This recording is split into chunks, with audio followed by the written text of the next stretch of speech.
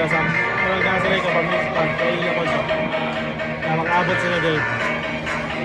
Welcome afternoon, ladies and gentlemen, boys and girls. Welcome up to Gulfarium Marine Adventure Park, Dolphin Show. How's everybody doing today? Well, that's definitely your way to smell it. It's a pleasure to be your host for today's presentation. And more importantly, I also want to recognize the true star of today's show. Over to your mom, at the habitat of our oldest male. This is 24-year-old Sebastian. With the people. Hello, Bebo. And on the opposite on the north, we actually have Sebastian's son. This is 9-year-old Chopper. Chopper coming out with his best bud, and our youngest member of this habitat, 8-year-old Z.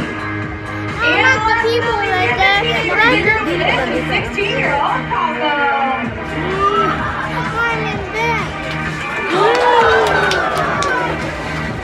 Welcome, Bebo. Now, I'd like to thank each and every one of you for coming out to visit today and allowing us to share our dolphin family with yours. Our hope is that by the end of today's visit, you're able to return to your own homes and families and tell them all about all the amazing adaptations that dolphins have, as well as some of the challenges that they face on their as well as all the challenges that their ocean encounters face on their world every single day. Right there. But to start off today's show, we are actually going to talk about how we train the dolphins here. That is a very common question we get every single day. And essentially the way that we're able to train them is with small baby steps and with something called positive reinforcement. Now that essentially means that we are going to reward anything that we would like them to repeat, and we will simply ignore anything that we don't want them to repeat. So to showcase that for you today, we are going to be working on a behavior with Cosmo. We are going to be working on a behavior with Cosmo known as a spinner. Now that is where he comes up and out of the water in his spinning motion, returns in that spinning motion as well. Now, of course, this is a very complex behavior, so we can't expect for him to understand what we're asking right from the beginning. So we'll break it down into smaller, more achievable steps known as successive approximations. Now, one of the first things that a dolphin will learn at a very young age is something known as a target. That is where they place their bottlenose beak or rostrum into the flat open palm of a trainer's hand. They then learn to follow that target hand wherever we move it, which allows us to shape different behaviors.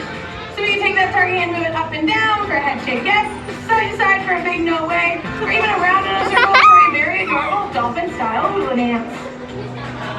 Now that hula dance is the basis of this spinner behavior that Cosmo is going to be working on today.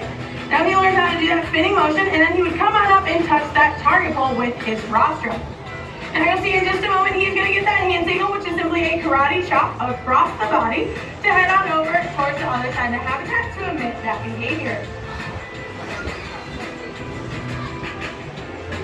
No. Now you can see Cosmo did an excellent job, so we can do that whistle and let him know that. Now what that whistle communicates to Cosmo is great job, stop what you're doing, come on back for some reinforcement. Now that reinforcement can come in a variety of different ways. It looks like we are going to try this behavior one more time with Cosmo. Look. Even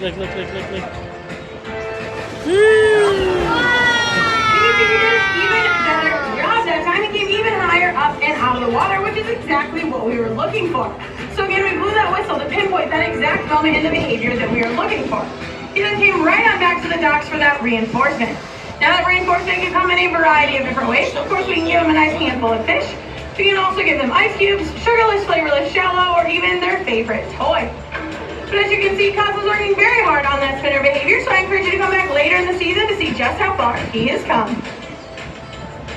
But now earlier in the show, you did hear me mention that dolphins are mammals just like you and I. Now it's often confusing to people since they thought I was being fish who spend their entire lives in the water. Now because of that, since they are mammals just like you and I, we're going to go over all those characteristics that we share. Starting with the fact that a dolphin will give live birth. Now all the moms out there in the audience are not going to be jealous to hear that a dolphin calf is born after a 54-week long gestation period. Now that dolphin calf will weigh in at about 30 pounds and can be up to 3 feet in length. Looks like one of our boys is going to come out to show you that just like you and I, dolphins also have belly buttons. Now that next characteristic that we share with them ties right into that, and that is that a dolphin mom will nurse its young. Now that might seem a bit tricky again because they spend their entire lives in the water. However, dolphin calves actually have a really cool adaptation that allows them to roll their tongue up like a straw so they can attach it directly to their mother's mammaries and ingest all of that nutritious milk and none of the surrounding salt water that they live in. Now, the third characteristic that we share with them might seem a bit odd, but it is that dolphins have hair. Now, of course, I know what you're thinking. Looking down at them right now, you don't see a single hair on any of those dolphins.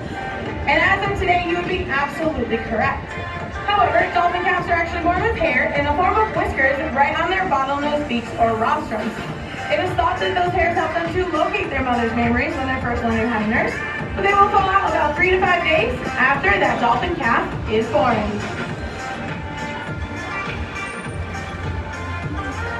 Now, the fourth characteristic that we share with them, they do a little bit differently than you and I, and that is breathe air using lungs. They will do so utilizing an adaptation known as a blowhole situated right on the tops of their heads. This will allow them to catch a quick breath of air before diving back down underwater for up to 7.5 minutes. But I'm going to turn it over to our stars to demonstrate the true quickness of that breath. Excellent sneezes, boys. Now, it's also a very common misconception that all the clicks, whistles, and squeals you're hearing the dolphins making are coming from their mouths or their vocal cords.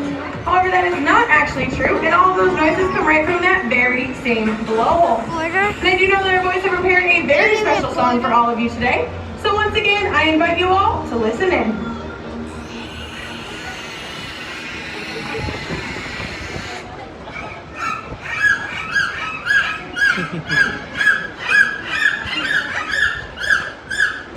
Excellent harmony from all four of our dolphin stars. Let's give them a big round of applause. And that brings us to our fifth and final characteristic that we share with dolphins as mammals, and that is that we are warm-blooded. Now, that means that dolphins will maintain the same internal body temperature regardless of their surrounding environment. Now, dolphins' internal body temperature is very similar to our own in the mid to upper 90s. However, they actually have an adaptation that is their blubber layer located right beneath their skin that will allow them to stay nice and warm all year long. How you can see the dolphin really good for the video.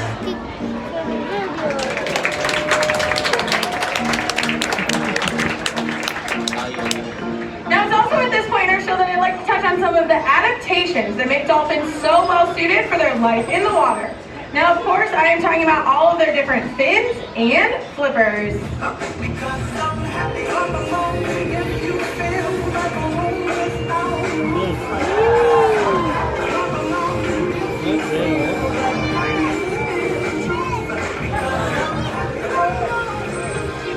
Now, I know that was a pretty quick view of Chopper's fins and flippers, so we're going to break them all down individually, starting with the dorsal fin located right on their back.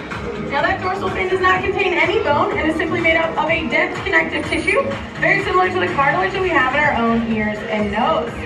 Now, that dorsal fin will help to stabilize the dolphin as they swim through the water, very similar to how a keel on a boat would work. But something that's very cool about a dolphin's dorsal fin is that it is completely unique to each individual animal. So just like whales all have their own unique set of fingerprints, they have their own unique dorsal fin. So I encourage you throughout the rest of your stay to see if you can tell our stars apart just by checking out those dorsal fins.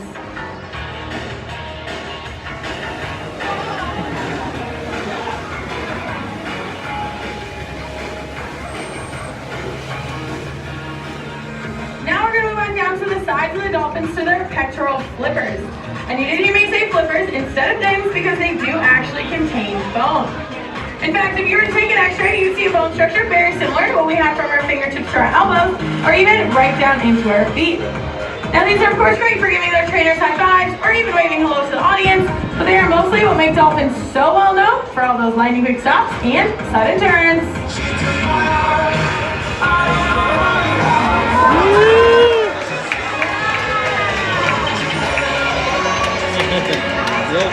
Now we're going to go all the way down to the ends of the dolphins to their tail fins or flukes. And you didn't hear me say flukes plural, as there are two of them connected right in the center by a median notch. And you get a great view of those as Cosmos placing them right there in his trainer's lap. Now those tail flukes are connected to a very powerful region of the dolphin known as the peduncle. Now the peduncle is used in a wide variety of different things, including a very common hunting technique known as a tail lock. That is where the dolphins will very forcefully smack the surface of the the water will actually stun any surrounding fish, making it much easier for them to gobble it right up.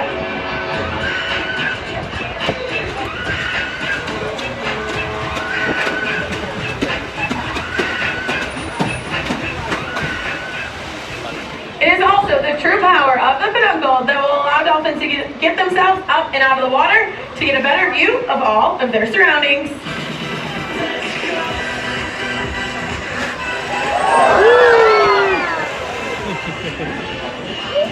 Well, now that we talked about how we train earlier, at this point I want to answer the very important question of why we train. Now, of course, I cannot do this all on my own. Today we have a very special member of our audience, our Dolphin star. Let's give a big round of applause to Paisley.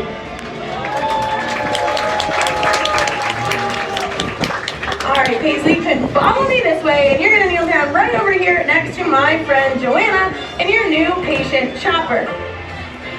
Now today, Paisley is going to act as our honorary veterinarian and help show off a common physical exam that we do with the dolphins every single day. Now one of the first things that Chopper's going to demonstrate is the different layouts that we do with them.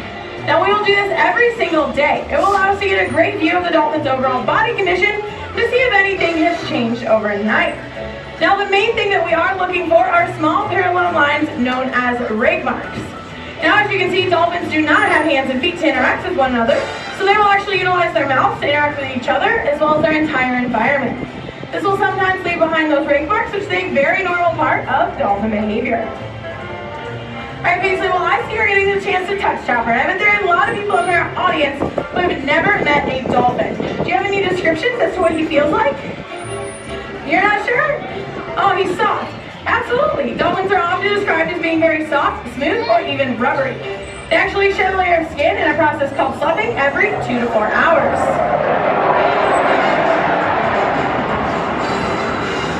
Well, Paisley, now we are going to change up your job description, and you are going to become a dolphin dentist. So Chopper is going to open his mouth nice and wide so you can take a look at his teeth. Now we are actually going to wait while you count up all of his teeth. I'm just kidding, Paisley. That would take a really long time, but you have an excellent look. So do you have any guesses as to how many teeth he might have? A lot. That is absolutely correct. Dolphins have anywhere from 72 to 104 cone-shaped teeth in their mouth that actually fit together like a zipper. However, even though they have that mouthful of teeth, they don't actually use them to chew their food, simply just to grasp onto slippery fish before swallowing them down completely whole. Alright, Paisley, now this last behavior that Chopper's going to show off might not look too exciting, but believe it or not, it is the most important behavior a dolphin can learn here at the Gulfarium, and that is a fluke present. Now, the reason why this behavior is so important is because from the underside of Chopper's tail flukes, we can actually obtain a voluntary blood sample. So that means that we can take that sample, send it off to a lab to be analyzed, to ensure that the dolphins are just as healthy on the inside as they appear to be to us on the outside. But Paisley, I think that Chopper is doing an excellent job today. What do you think? Yeah? What can we give him to let him know that he's doing such a great job? Maybe a fish? Perfect. Well, you are our expert today, so hold on to that fish nice and tight. But I know that since you're our expert, you can shout out to the audience what type of fish you are holding on to. You're not sure? That's all right. It is your first day on the job, so we will help you out. If you look really close, right at the top of the fish, yep, right there, you'll see that that is a dead fish. But it happens to be Chopper's favorite kind, so you can toss it right in. Perfect. All right, Paisley, we have one last thing for you to do with us today. Go ahead and smell that hand that you were holding on to the fish with. Oh, no, it is pretty stinky.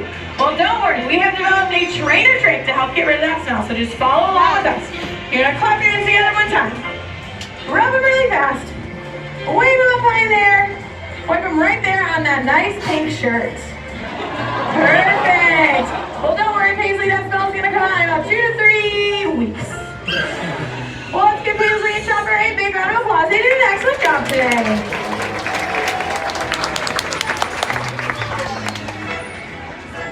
The dolphin is so cute.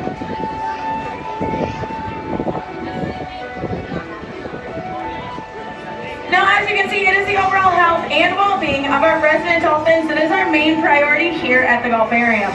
We are also concerned with the welfare of their ocean counterparts. Fortunately, Atlantic bottlenose dolphins are not considered endangered, but they do still face a number of different challenges out in their ocean environment every single day.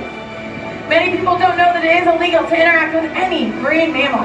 That includes dolphins, seals, sea lions, and even manatees. They are protected by something known as the Marine Mammal Protection Act of 1972. That states that it's illegal to interact with them in any way.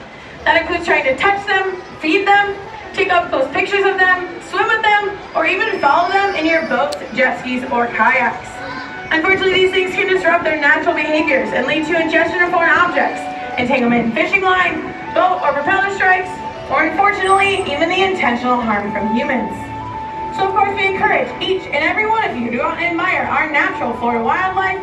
We just ask that you do so from a very safe and reasonable distance for not only your safety, but for the animal safety as well. But you all have been an excellent audience today, so the fun does not stop there. I encourage you to point your cameras, cell phones, and attention right down towards the center of the habitat, and feel free to clap along as our dolphin stars come out one more time to show you what they are truly capable of.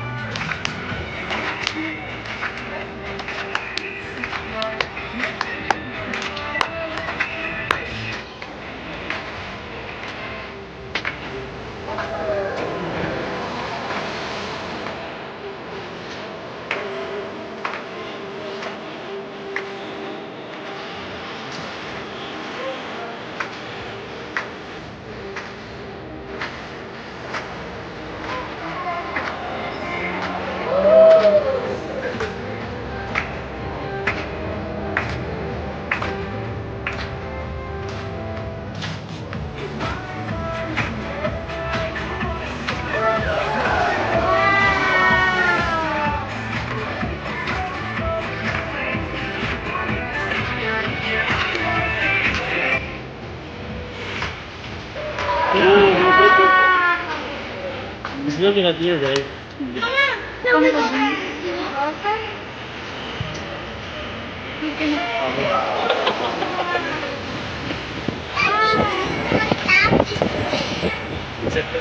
Down to the.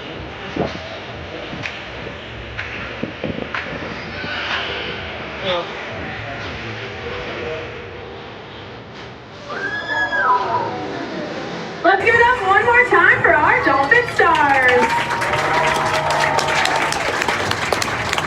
And we thank each and every one of you for coming out to visit today, and hope you have a great rest of your day here at Gulfarium Marine Adventure Park. On behalf of myself, all the trainers, and of course, Sebastian, Cosmo, Zeke, and Chopper. Goodbye, everyone.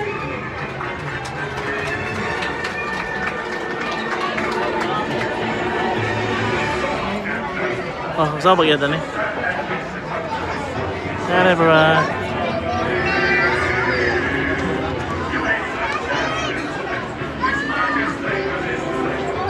That's it.